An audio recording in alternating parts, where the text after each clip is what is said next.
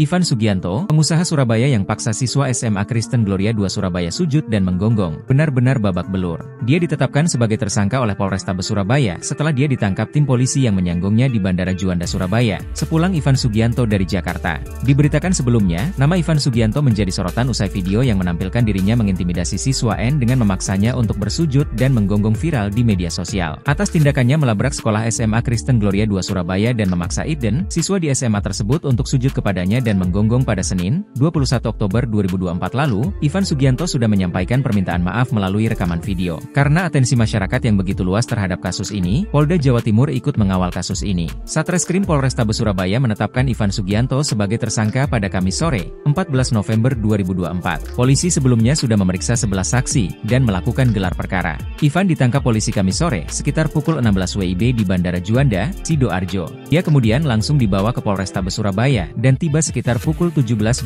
WIB. Kepala Bidang Humas Polda Jatim Kombes Pol Dirmanto bilang, Ivan diciduk setelah terbang dari Jakarta dan tiba di Surabaya. Penyidik kemudian membawa Ivan Sugianto dari tempat dia diperiksa di gedung unit PPK dan Jatanras Polrestabes Surabaya ke gedung Anindita yang merupakan gedung berbeda dari ruang dia menjalani pemeriksaan berjam-jam.